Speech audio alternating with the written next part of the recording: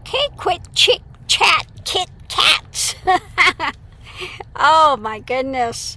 So we're just getting ready to be back on the road in a second. I'm going to take them out for their morning constitutional in just a few seconds. They're up, ready, and waiting. And so, yeah, we're going to do that. And then we're going to head up the road again. Yeah. Isn't that right, my Lily? She said, Mama going to take us out. She is. Look at these two. Look at these two. They're ready. They're ready. Yeah. They're ready. Anyway. Come on, you got to get off Mama for a minute. Off Mama. Off Mama. Good puppies. Anyway, so that's what's going on here today. I got good news. I got a nice thing this morning. So one of my students, they live in India, up in Punjab area, and they translated Kundalini from Hell to Heaven into Hindi. So it's going to be available now in India. That was a very nice, pleasant surprise. It's not available in India on Amazon because they don't publish in Hindi. But he's going to another external publisher and getting that book put out for people in India. So, hopefully it goes well there. Because, again, even in India, people want to go to India to get all the knowledge, but they're just as, uninformed about Kundalini as is anywhere else. When I lived in India, what I saw, people, what they were asking for, going to the temples, give me a son, give me big business, give me, nothing about spirituality, nothing about, progressing spiritually, etc. And then there's so much misinformation there that's taking place. So yeah, it's good that that's coming out in India. We'll see how it goes there. I'm sure I'll get a lot of pushback because talk about one of the quickest ways to ground is to eat red meat. And they've been pushing the vegetarianism. Now that's something new in India. They have not always been vegetarians. In fact, if you look into the all the old writings, you couldn't have been a good Hindu unless you were having meat and you served meat to your honored guests.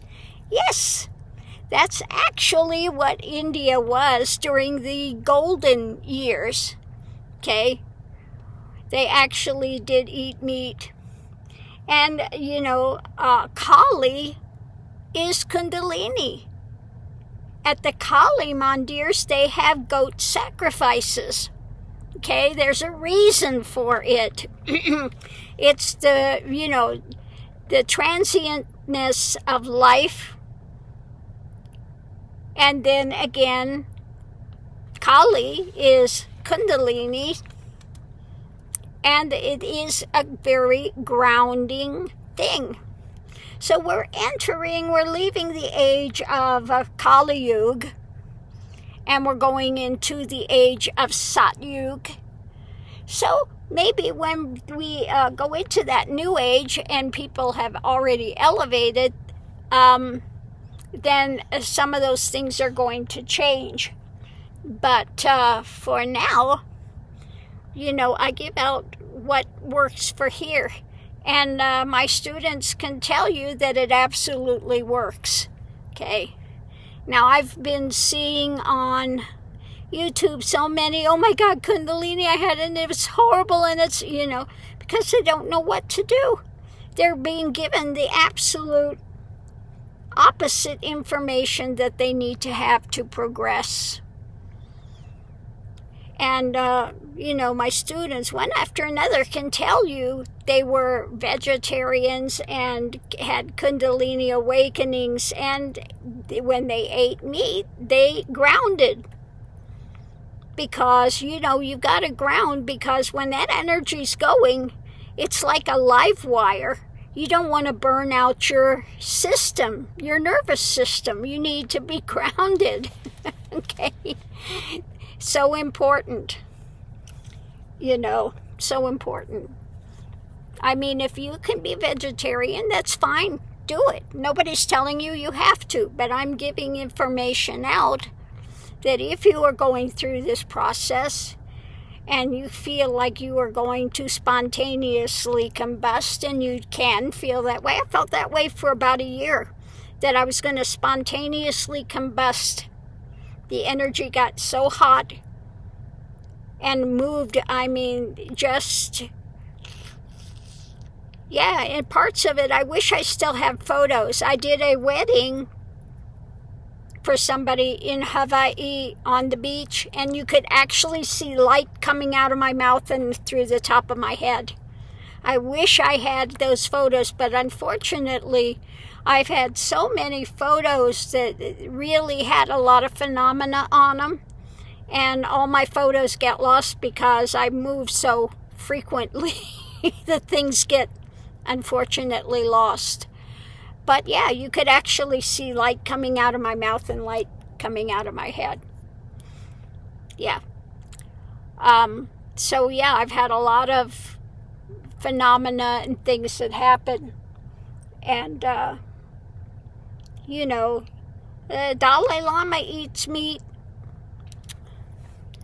He needs to do it for what? His health. Yeah.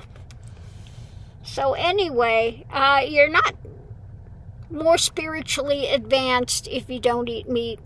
Everything, I hate to be the bearer of bad tidings, but vegetables, plants have consciousness. Okay? They're just as conscious as our animals or anything else on this planet. So, you know, I like Bashar in one thing. You know, they said that they eat plants, they don't eat meat. And he said, well, what do you have against the plants? Which is true. And then again, you drink a glass of water, and what? There are a lot of microbes, there are a lot of things in there. Do you not drink water? Do you clean your counters with antiseptics? Why do you do that? To kill the germs. What do you got against the germs? They have life. So you take medicine? Why? Why are you taking medicine? Okay?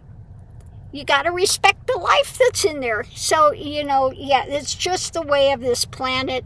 Everything is eternal in nature, you know, and we all have our lives and things that we're playing out here. So yeah, no, I'm not for torturing animals, okay? Absolutely not. But, you know, they know their way here, and we know our way here, and that's just part of what the system is now. Okay? Now, if this changes, that's fabulous. I love if it would change, and we could all be vegetarians, and, you know, but again, even plants have life. The first ones I connected with was trees, and got a lot of knowledge from trees. Okay? So, yeah, it all has life. You can commune with a blade of grass if you wish. Okay? It all has consciousness. It all has life. But anyway, the main thing I just wanted to say was I'm really happy that that book is coming out in Hindi, so that's really good. And we are getting ready to take off again in our little, you know, our little home on wheels, if you will. Here's my thing: crystals, tarot, sage, and coffee. I have to have my crystals, my tarot.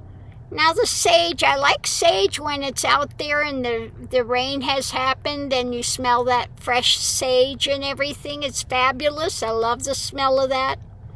Or sweetgrass. Ah, the smell of sweetgrass is so fabulous. And coffee. Coffee. Gotta have my coffee. Coffee's in big letters. Notice. Coffee. So first thing I get up, I have my coffee. Puppies are laying down again. They're just waiting for the word that, it's time to GO. The minute I start grabbing for the leashes up here, they're over here like a shot. They're watching me, waiting. She's got one eye open, looking at me. Yeah, I know you heard me talking. I know you're so smart, you little monkey. You're so smart. Are you smart? She says, I am. I'm very smart, Mama. I'm very, very smart, Mama. So they're waiting for their morning constitutional so they can go out and explore a little bit. Yeah, you want to go explore? You do? Yeah, loving. Yeah, I know, buttering me up. Yeah, it's what you do. So on that note, I'll leave that here. We'll see you online. I'm getting ready to take off in a second and just pedal our way up the road a bit.